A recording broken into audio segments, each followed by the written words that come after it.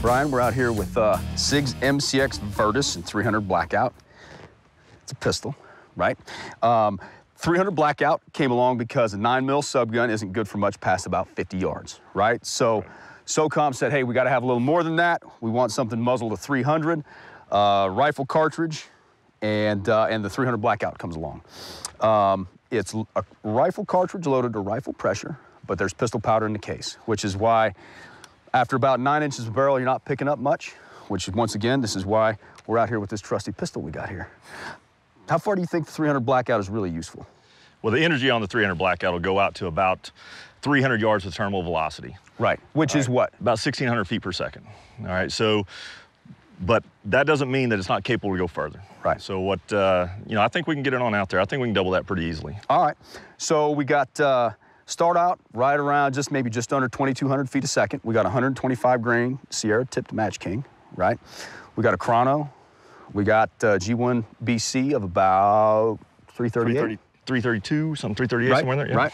So get good data. We've got the best ballistic calculator out there, which is also free. Right. 1 in 5 twist. Hornady 4DOF. That's the calculator we're going to use. Right.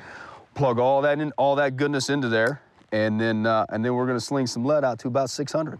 So let's go mount up burst. We got a 3 to 15 XTR2. We'll mount that sucker up and get to slinging some lead. Sounds good. Let's do it.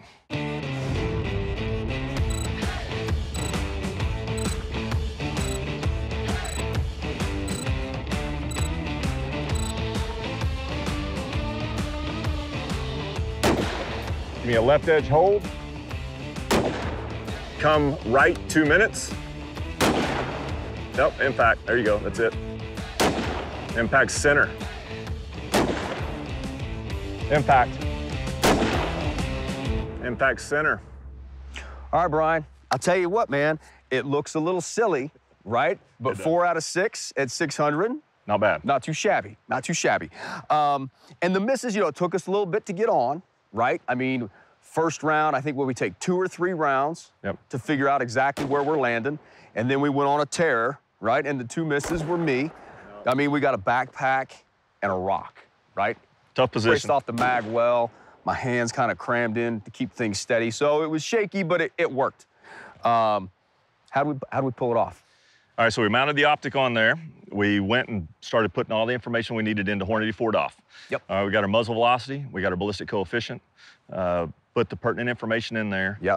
Range was 600 yards. Right. Up angle of 28 degrees. Right. Very difficult shot, even with the precision rifle. Right, because position wasn't the greatest. So if I remember correctly, we had to dial 25 minutes. 25 minutes, 600 yards is about 150 inches of drop.